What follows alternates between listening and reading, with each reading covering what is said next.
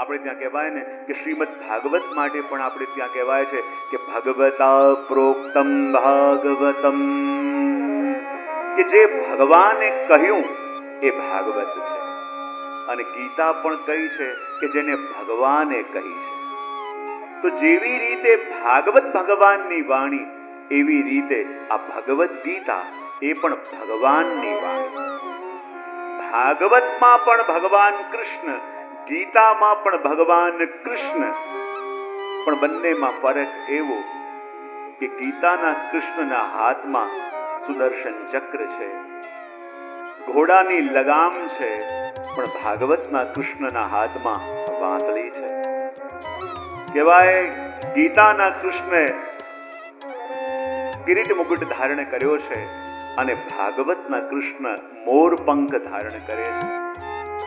ભાગવતના કૃષ્ણ ગાયોના ગોપાલ બને છે અને ગીતાના કૃષ્ણ એ અશ્વોની લગામ પકડીને ઊભા રહે છે.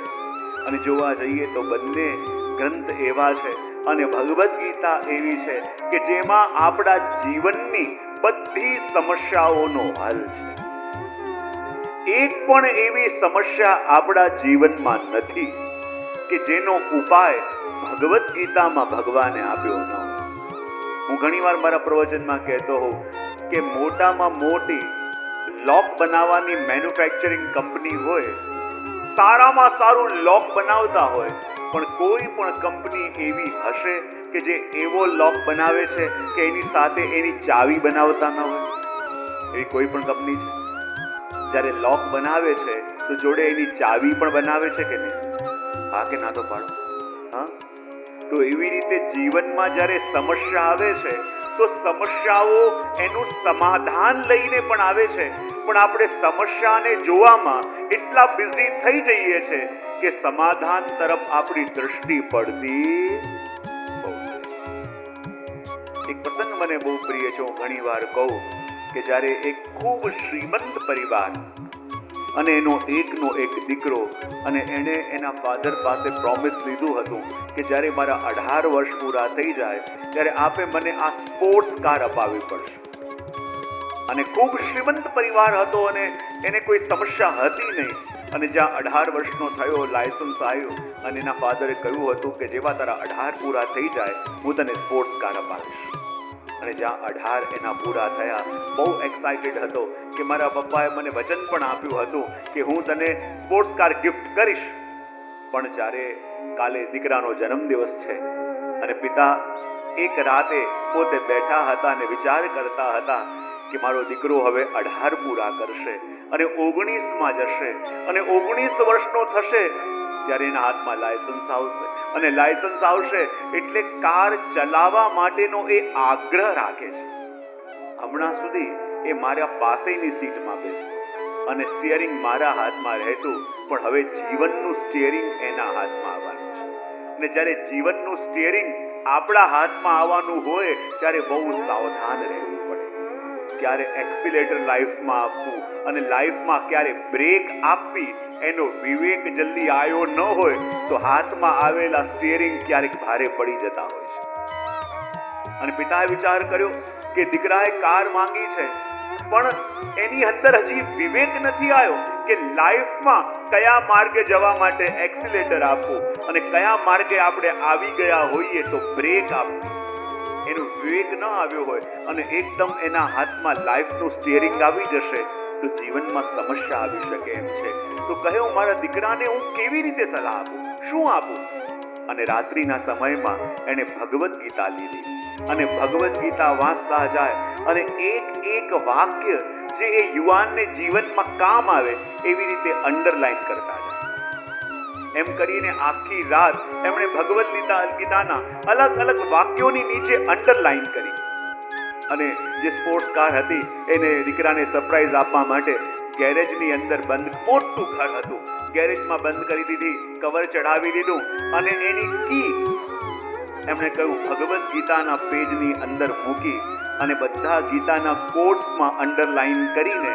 અને દીકરો જ્યારે બીજા દિવસે આવ્યો અને બીજા દિવસે એને બહુ એક્સાઇટેડ હતો કે મારા પપ્પાએ મને વચન આપેલું છે કે આજે મને સ્પોર્ટ્સ કાર ગિફ્ટ કરવાના છે. અને જેવી રીતે પિતા પાસે આવ્યો, પિતાએ ગીતા પેક કરી એને આપી. એને લાગ્યું જરૂર આની અંદર કી હશે, જરૂર આની અંદર એ બોક્સમાં મારા કારનું બધું ડોક્યુમેન્ટ્સ ને બધું હશે.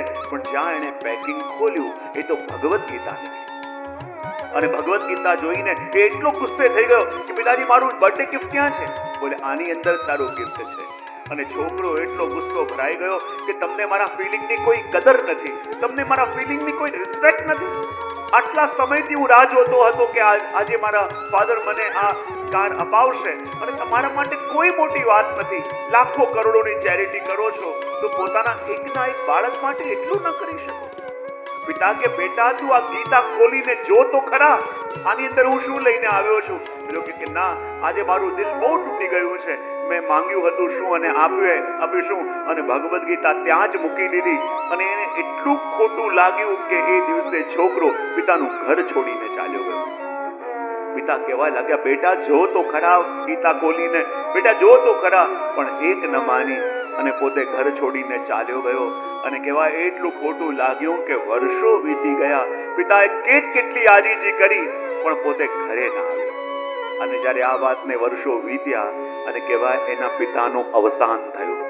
જ્યારે પિતાનું અવસાન થયું અને દીકરાને પત્ર ગયો કે તમારા પિતાનું મૃત્યુ થયું છે અને એની બધી પ્રોપર્ટી તમારા નામ કરી ગયા છે, તો તમે હવે ગામમાં આવો.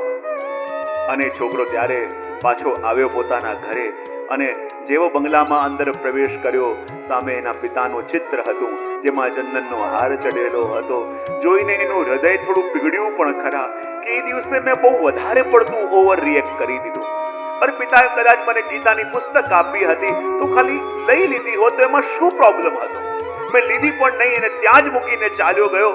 મારા પિતા ઉપર શું વીતી હશે? કાર ભલે એ દિવસે ન આપી તો પછી ક્યારેક મળી હોત, પણ એ દિવસે મારા પિતાને મેં કેવા શબ્દો કીધા, એમની ઉપર શું વીત્યું હશે? થોડું એનું મન પણ ભરાઈ આવ્યું. અને જ્યાં પોતાના રૂમમાં ગયો તો એ રૂમ જેવો હતો એવો ને એવો એના પિતાએ રાખ્યો હતો. અને એ વખતે જોઈને આશ્ચર્ય થયું કે એ ભગવદ્ ગીતા જેવી રીતે પેલા ટેબલમાં મૂકીને ગયો હતો એ ગીતા આજે ને પણ એ જ જગ્યાએ એ જ રીતે મૂકેલી હતી. અને એ દીકરાને લાગ્યું કે કેટલા પ્રેમથી મારા પિતાએ એ પુસ્તક એ ભગવદ્ ગીતા મને ભેટ આપી હતી. અને એ છોકરાએ ગીતા ઉપાડી એક પેજ ફેરવ્યું, એમાં અનેક સૂત્રો ઉપર અંડરલાઈન હતી. અને એક સૂત્રો એને એટલા અસરકારક લાગ્યા કે મારા પિતાએ મને જીવનની એક રીત સમજાવી હશે. અને ફેરવતા જ્યાં છેલ્લું પેજ આવ્યું ત્યાં એક કવરની અંદર એના કારની ચાવી પણ મૂકી હતી અને લખ્યું હતું બેટા હેપી બર્થડે, આ તારી ગિફ્ટ છે. અને એ દિવસે છોકરો એટલો રડ્યો કહ્યું હતું કે બેટા તારી કાર ગેરેજમાં પાર્ક છે અને આ એની કી છે. અને એટલું દીકરાને રડવું આવ્યું કે એ દિવસે મેં પિતા પાસે જે માંગ્યું હતું પિતાએ મને એ જ આપ્યું હતું. પણ એ દિવસે મને એટલી પણ અકલ ના આવી કે ભગવદ્ ગીતા જે પિતાએ આપી છે ખોલીને જોવું તો ખરા. અને એવી જ દશા આપણી પણ છે. જ્યારે જીવનમાં સમસ્યા આવે છે ત્યારે આપણે અહીંયા ત્યાં બધે ફાંફા મારીએ છીએ, પણ પ્રભુ કહે છે તમારી બધી સમસ્યાઓના હલ મેં આ ભગવદ્ ગીતાની અંદર આપ્યા છે. બીજે બધે ભટકો, બીજે બધે ભાગો, એના કરતા મારા આપેલા સૂત્ર એકવાર ખોલીને જુઓ તો ખરા. એવી એક પણ સમસ્યા નથી કે જેનો હલ ભગવદ્ ગીતામાં પ્રભુએ આપ્યો ન હોય. અને એ જ્યારે સમજમાં આપણને આવે ત્યારે લાગે કે પ્રભુએ જાણે પાણી આવતા પહેલા પાળ બાંધી દીધી હોય, એમાં ભગવદ્ ગીતા દ્વારા જીવનમાં દૈહિક, શારીરિક, માનસિક કોઈ પણ સમસ્યા હોય એ દરેકના સમાધાન, એ દરેકના ઉપાય ભગવદ્ ગીતામાં બતાવ્યા છે. અને જો ગીતામાં ખાલી ઉપાય નહીં, આપણા પ્રોબ્લેમ્સના રૂટ ક્યાં છે ને એ પણ બતાવ્યા છે. અને પ્રોબ્લેમ્સના રૂટ ખબર ન હોય, તમે ગમે તેટલી ડાળીઓ કાપ્યા કરો પણ રૂટ અંદર હોય તો પાછી ડાળીઓ ઉગશે કે નહીં? અને ભગવદ્ ગીતા બતાવે છે કે આપણી સમસ્યાના રૂટ્સ ક્યાં છે. અને રૂટ્સને કાઢશો તો સમસ્યા હંમેશા માટે હલ થશે. એ વાત કરી તો કાલે આપણે કેટલા શ્લોકો સુધી દર્શન કર્યું હતું?